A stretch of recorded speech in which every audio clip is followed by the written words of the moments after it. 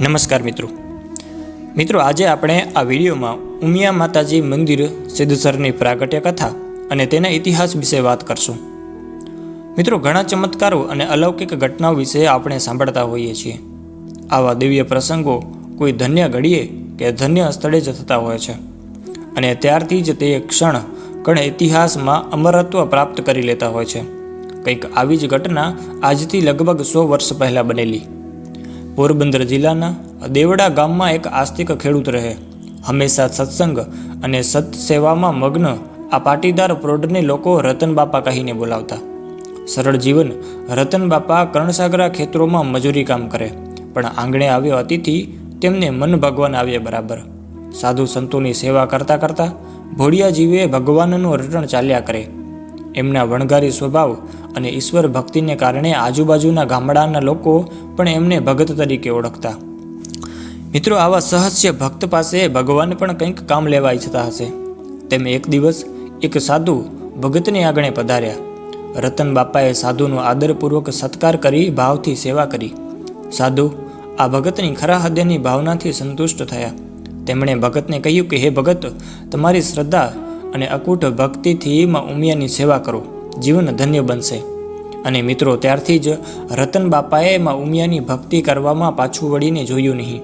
માતાની પૂજા અર્ચનાની વિધિઓથી અજાણ ભગત તો બસ રાત ને દિવસ અંતરના ઊંડાણથી માં ઉમિયાને ભજી રહ્યા।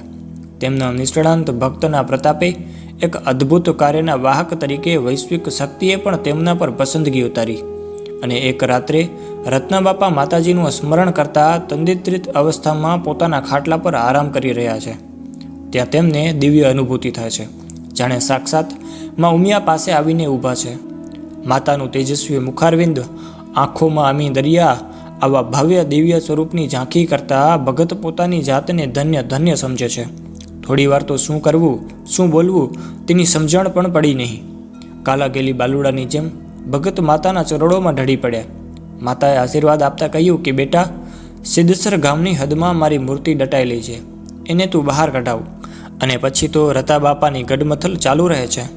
રાત્રે જોયેલ એ મનોહર દ્રશ્ય મનમાંથી ખસતું નથી। આ ફક્ત ભ્રમણ જ છે કે હકીકત?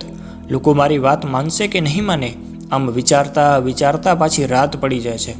ફરીથી રાતે માતાજીએ એ જ દિવ્ય સ્વરૂપે પ્રગટ થાય છે અને ભગતને હૃદયનો રહ્યો સહયો સહેંસ પણ દૂર થઈ જાય છે।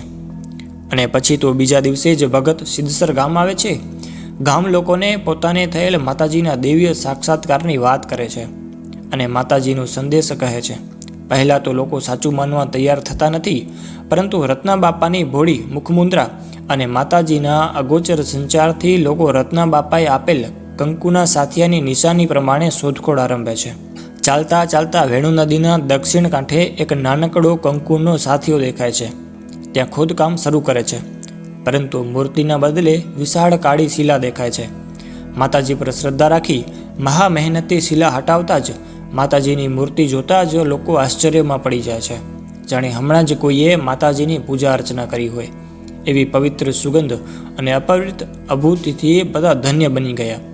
ઘડીભર તો માતાજીનું સ્વરૂપ નિરખતા આંખની કીકીઓ સ્થિર થઈ ગઈ। કેવું ભવ્ય સ્વરૂપ! 4 હાથ, કપાળમાં રૂલો ચાંદડો, ગળામાં હાર, હાથમાં કંગન, પગમાં તોડા ને માથે શોભતા મુકુટ।